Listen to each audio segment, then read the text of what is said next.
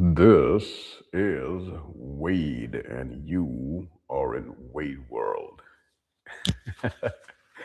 And we are going into the pit of despair that is X or Twitter.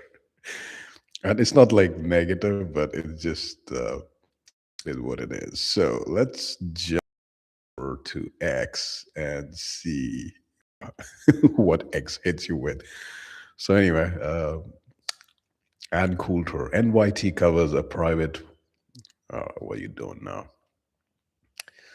I guess that was Ann Coulter saying that the New York Times, which is pretty much the New York Times, covers a private white homesteading club in Arkansas like a lynching.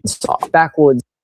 Co-ops, NYC co-ops, which are Jewish, Tel Aviv, Jewish, and the Hamptons, full of Jews, do the exact same thing. You only allowed to discriminate against white people, not anybody else. True, this is the world that you live in, and if you fell for this, that means that your race has a weakness in that you can be manipulated, which is useless. It doesn't teach you how to grow food, build a house, build a family, build a community. It just teaches you stupid shit. Then you work for 45 years, you retire at 65, 70, can't go anywhere. The retirement account that you funded has lost 80% of its purchasing power because your money is weaker, and then you die. All of this, right? Fornication instead of procreation, uselessly spending your energy instead of building it in your community, taxation, income taxation, all this other stuff can only happen in democracy because democracy gives the mob, which doesn't deserve it, the illusion of choice and power. Like, oh, I can vote my way out of this, I can vote my way into this. And even in your life, the army does not run as a democracy, it runs on merit. And of course there's politics at the upper level, because the army is the one defending you. If the army ran on democracy, you would be overrun tomorrow, yesterday, by your enemies. Democracy can only survive when merchants are in power. And let's be honest, Jews and Khazars and all these people, they're a merchant class.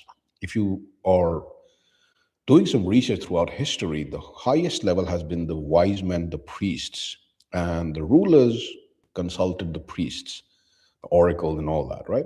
And the rulers were warriors. The merchants class was class number third, not considered very good. And then came the mummers, the actors, and all these were considered the worst. The ditch diggers, the poop cleaners.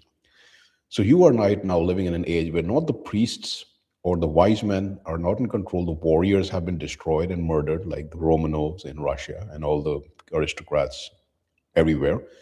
And you're living in a world where the merchants are running it. That's why they don't care about your country. That's why they don't care about you. That's why they want to kill the best of you and import a bunch of people from sub 70 IQ countries, because they just look at you as numbers. They look at your countries as numbers. All right, the Norwegian Constitution of 1814 specifically banned Jews from residing or even entering Norway, because 100 years after you let them in, this is what it looks like. So you all knew what they would do, and you were all slowly infiltrated, given comfort, turned into democracies, and forgotten. This isn't even about touching on the latest news that a Swedish police officer was killed by an African in Denmark because they were having some kind of Ivory Coast, and it doesn't really matter. Here's the thing, right? Genetics above all. Genetics über alles. Race über alles. Genetics is way more important than your religion or your thinking.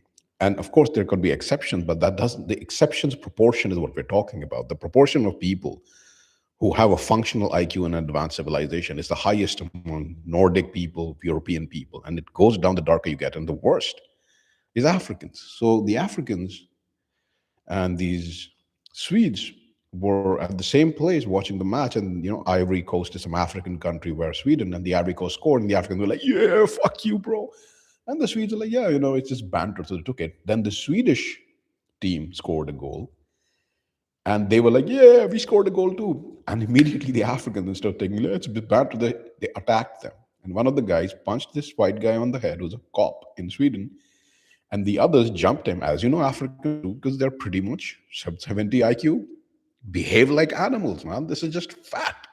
If you do IQ test. It's a fact. That's why IQ is racist. And they hit him on the head, multiple guys, and they killed him. Jews understood that, right? And Jews flood your countries with these kind of people and force you not to notice these things exactly because of that. Because it's like, if you were honest about it, a lot of Europeans went to Africa and they lived there, and they would never have fucking thought about, like, yeah, man, you know what? I live here and I see what a bunch of fucking animals these people are, these savages. They eat people, they eat each other, they eat, they prefer Asians, Oriental people or white people to eat because apparently they taste sweeter. Yeah, let's import a bunch of them into my great country. None of them fucking thought that. But because you don't know this, you are living now here. It's not Africans, of course, but again, it's about, look, it's not just IQ, right? The genetics, if you travel a lot and you lived in a lot of countries, the genetics are not just about IQ. IQ is definitely one measure, but there's also other measures like high trust versus low trust. Low trust is basically Africa, India, South America. Trust. They want to stab each other in the back all the fucking time. Why do they fucking want to come here? Because this is a high IQ, high trust country. What that does is, high IQ means that the infrastructure, it sounds boring, right? But the infrastructure is a direct mirror of how intelligent the people are. A high IQ people don't want to live in a fucking mud hut with dirt roads. So they build this clean infrastructure, they keep it clean and they keep it maintained. And then it's high trust, so that when you're going somewhere to do a deal, you're buying a house, you're getting a job, you don't get stabbed in the back. So these people are important. They're like, oh, it's great, it's great. But because neither they are taught about their nature, nor their hosts are taught about the reality, they just will fuck it up. And that's the rub. Inherently, if you want to improve the races that have a lower capacity for civilization,